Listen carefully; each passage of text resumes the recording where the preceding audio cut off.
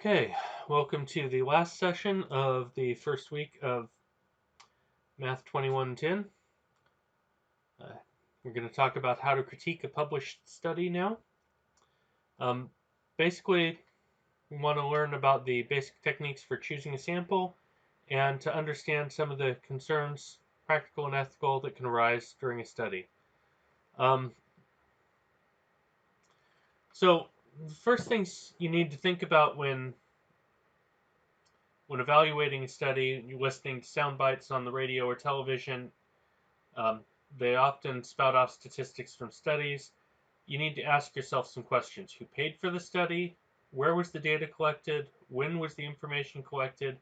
Who published it? This could also include what population were they shooting for when the data was collected? Um, Things like that. Uh, I'm going to add here that science journalism in general tends to be the journalism around science tends to be somewhat shoddy, in all honesty.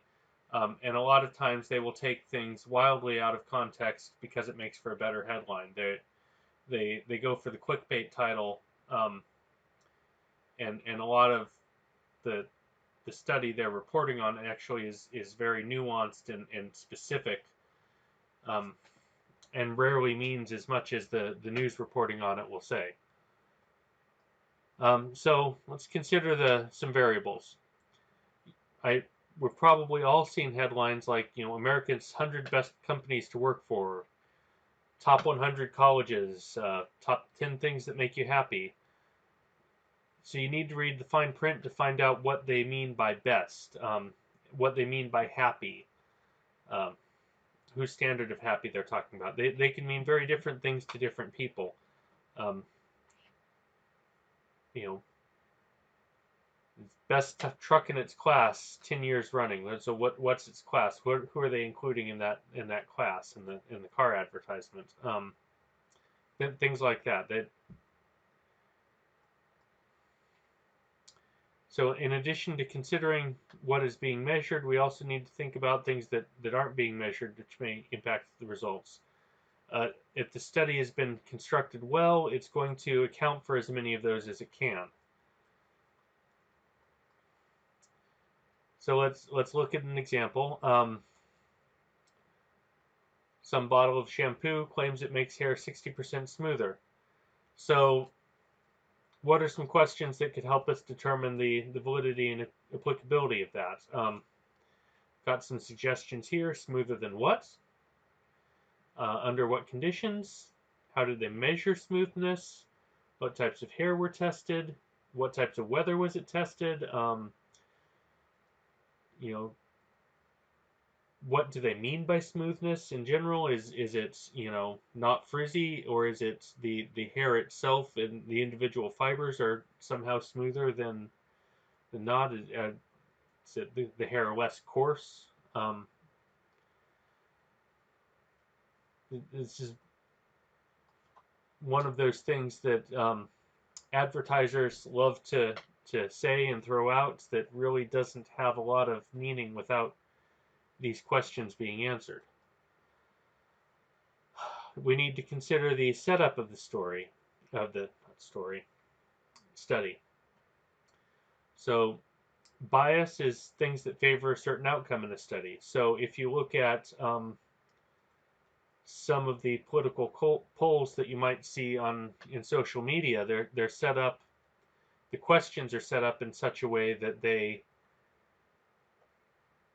prompt you to try to answer one way or another. They're favoring a certain outcome. They're really very poorly written surveys from a statistical or scientific perspective.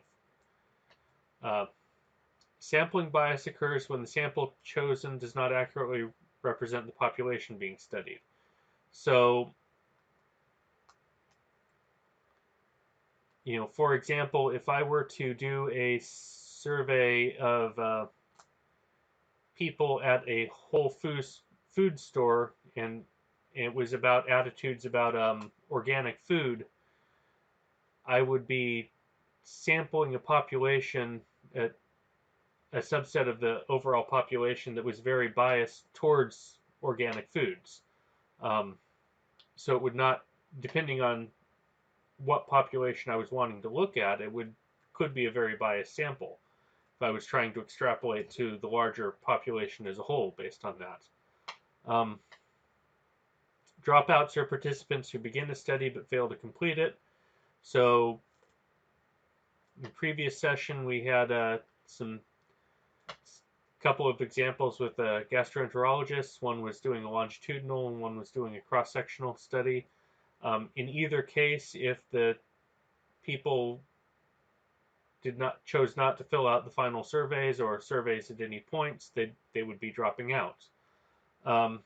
Processing errors, typos when you're entering data, anything like that that can occur during data processing. Non-adherents are people who stay in participants who remain in the study but don't follow the directions. So if in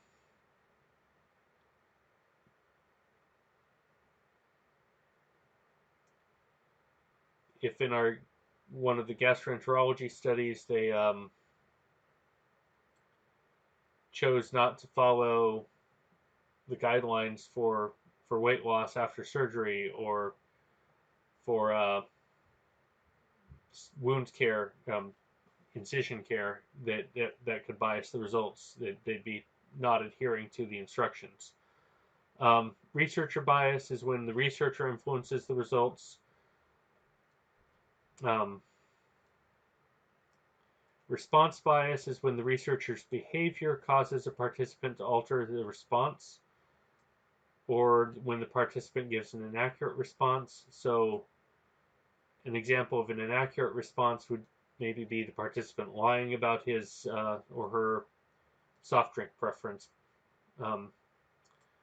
Maybe they're lying because they thought the researcher worked for Pepsi and they prefer Coke, and they wanted to try to be nice or something. That would fall under response bias. Participation bias is a problem from participation or lack of participation by those chosen for the study. So if you are mailing out a survey and you only get 5% of your surveys back, that's a participation bias. Non-response bias is the lack of participation in a self-selected sample from certain segments of the population. So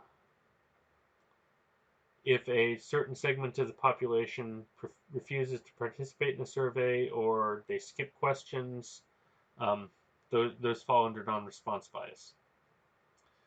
At the end, it's the conclusions that we need to worry about most. Does the data that they came up with actually support that conclusion? How complete are the results? Are they very specific to just a part of the picture, or are they broad? Are there other conclusions that could be drawn? Are there other explanations that could lead to that conclusion? Are there other things happening that could explain that? Are there any practical applications for the study? These are all questions you need to consider when you're evaluating a study and thinking about whether or not you need to do something in your life based on whatever you've just read or whatever the news has just said.